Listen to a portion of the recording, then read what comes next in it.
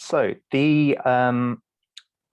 looking at 5 years of Open Quaternary, a few people have acknowledged that it's been a bit of time since we wrote abstracts for these, so this has become increasingly inaccurate.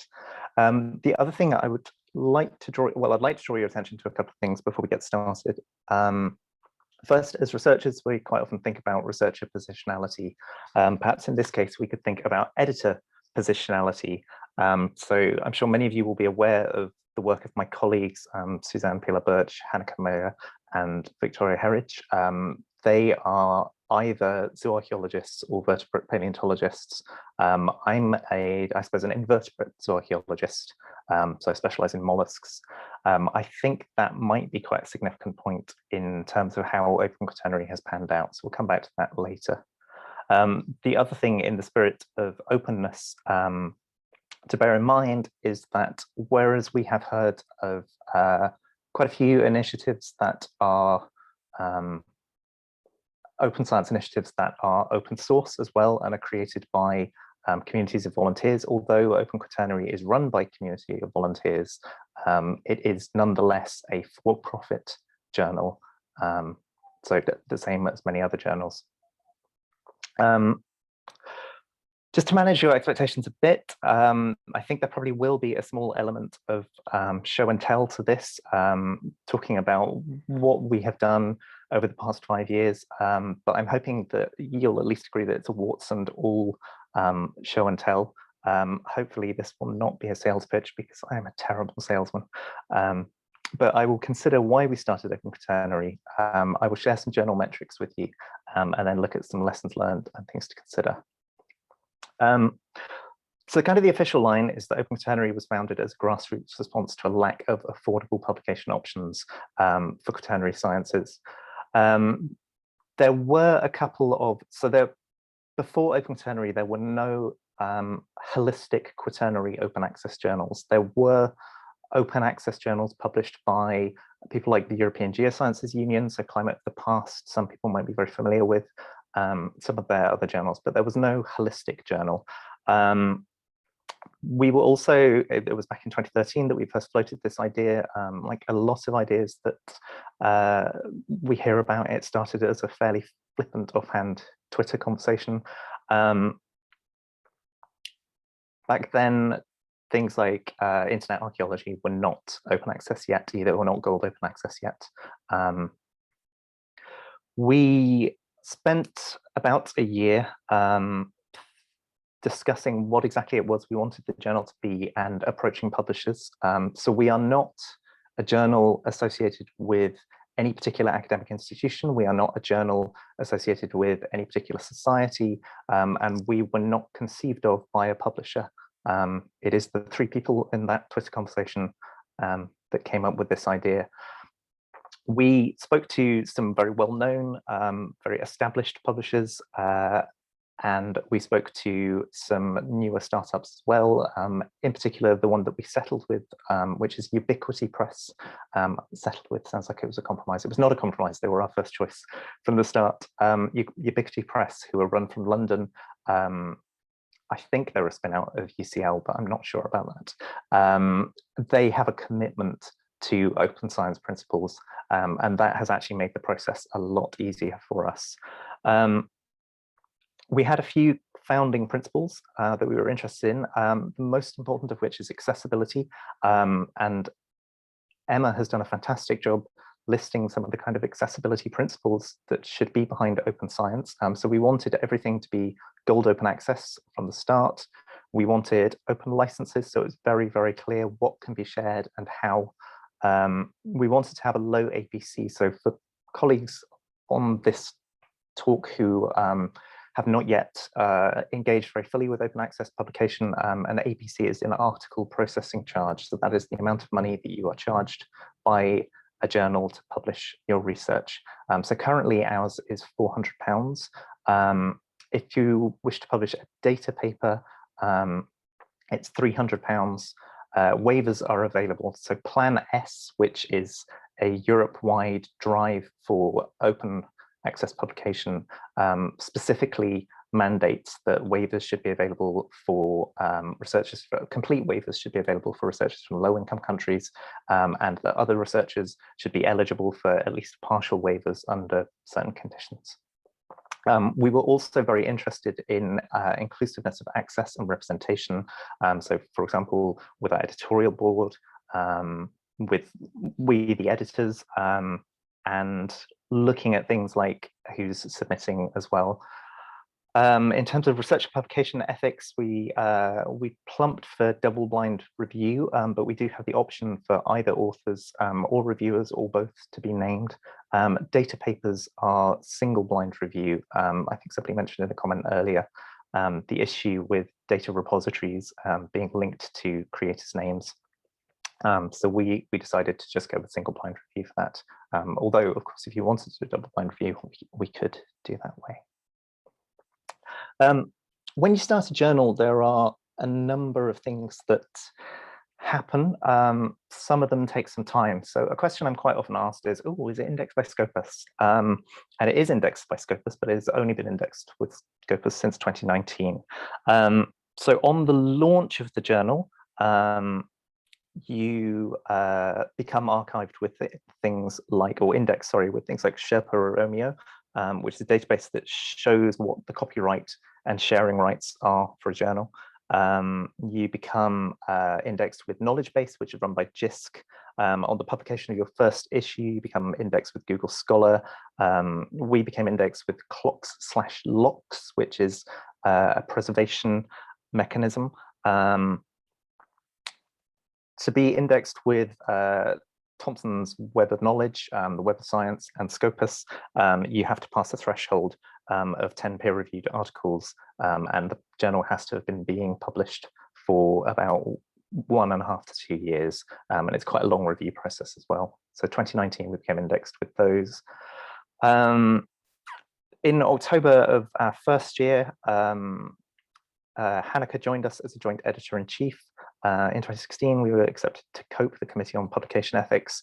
2017 was a bit of a doldrums year for us. I'll come back to that in a bit. But as a result of that, we had quite a big review in 2018. We had an open call to expand the editorial board. Michaela Ecker and Filippo Brandolino joined us as social media editors. That was through an open call. I think there were about 12 applicants, which Michaela and Filippo won out, and on their initiative, we had our first photo competition, and they brought with them a few great ideas for initiatives like lay summaries on the blog, things like that as well. I said that diversity of representation was very important to us.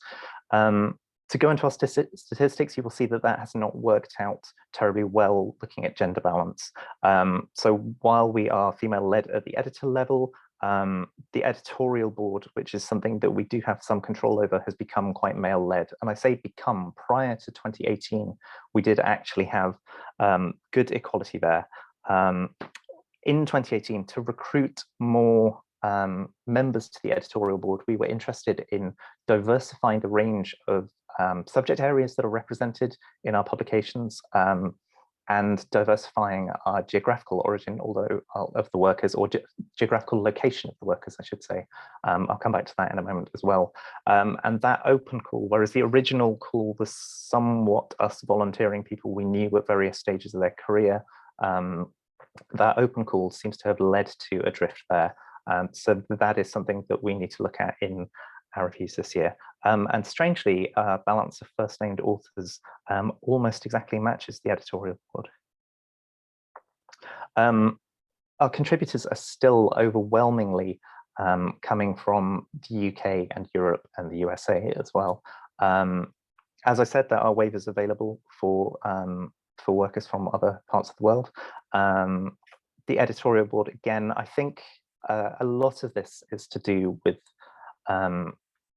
really our networks of contacts leading how the journal has been managed and how people are finding out about the journal and being drawn to it. So more work to do there as well. We publish several types of papers.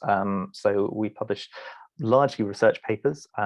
We publish review papers as well. These are, with my editor's hat on, these are good because they tend to lead to quite high numbers of citations. The flip side of that, however, is that it ends up being the review paper that gets cited rather than the original research, so they're problematic in that respect. We have published a few methods papers, not very many data papers, 4 papers over the past 6 years. Engagement papers was, at the time that we launched, I had well, and still do have a bit of a bee in my bonnet about public engagement. And I was really keen to have some papers that gave some kind of academic credit for public engagement.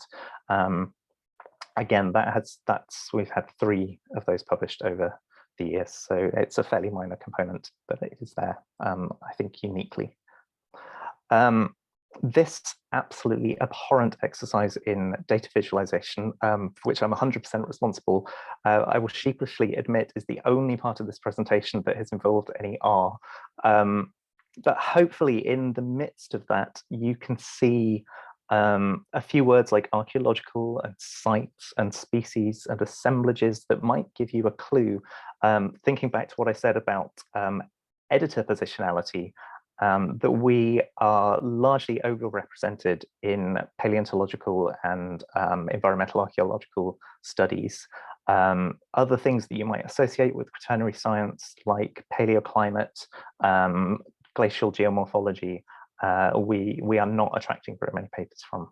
And again, I think that's largely due to the composition of the editorial body, the editorial board, and the people who are the editors. As well as we publish on a rolling annual basis, so there is 1 issue per year, which is complete at the end of the year, but we also invite special collections. These are largely conference proceedings, and we've published 4 of those so far.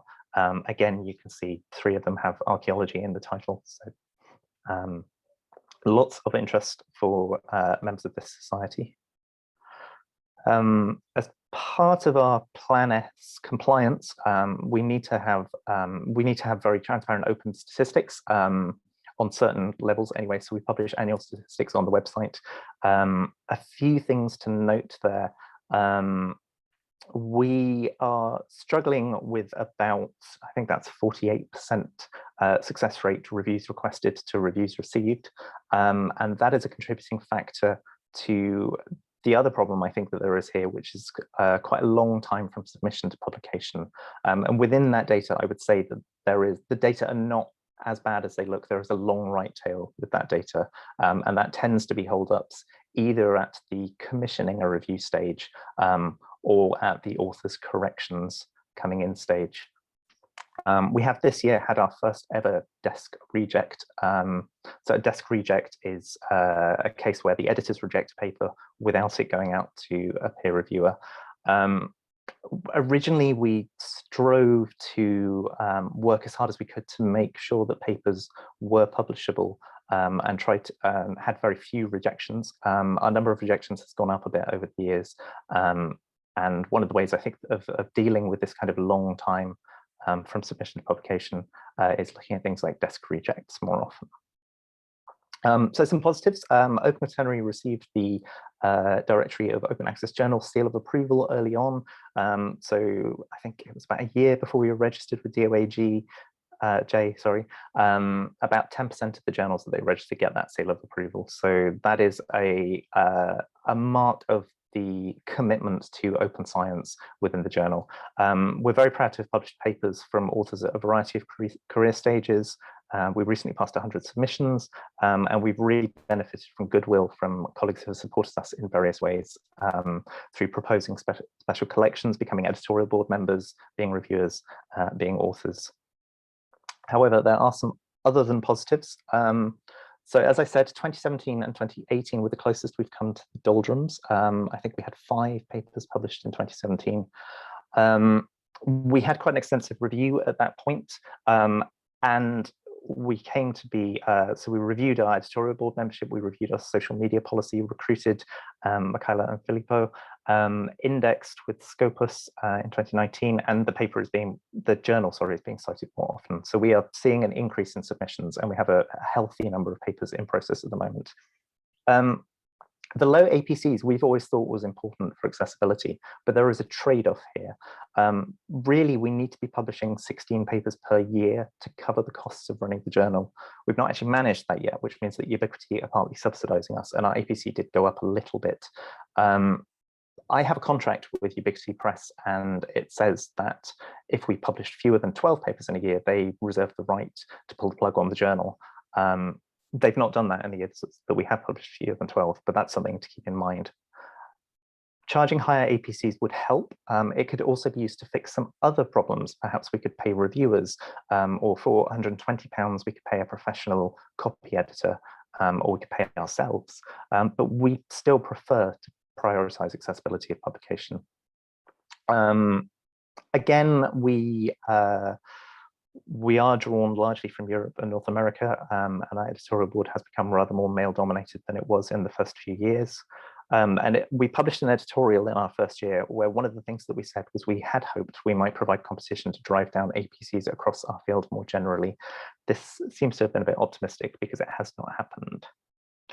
So what do we do about this? Well, the inclusiveness remains an urgent issue, and I should think you will see another open call for people to participate. So anyone in this meeting is very welcome to get in touch if they're interested in participating in the editorial board.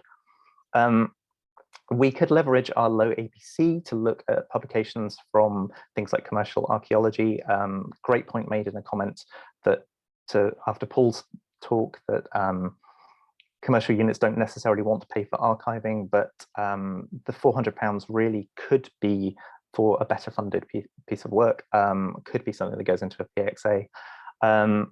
I'm not picking on the journal Quaternary by saying that it's less than 50%. I wanted to very quickly flag their model, which was very different. They are publisher-led rather than Quaternary worker-led. So they were launched in a slew around about 2016. There was a slew of new journals launched by MDPI. Their way of attracting business was to not charge an APC for the first year, and then to increase the APC quite sharply after then. So we did look at that and think, maybe we should have done that. Possibly another approach we might take is to have some selected zero APC papers that we think will garner high citations, that kind of thing. We have received very few data papers, perhaps for the reasons that Sam mentioned earlier today. Perhaps we could advertise that more widely. And responding to things that Emma and Sam and a few other people have said, we need to frame our specific policies about registered reports.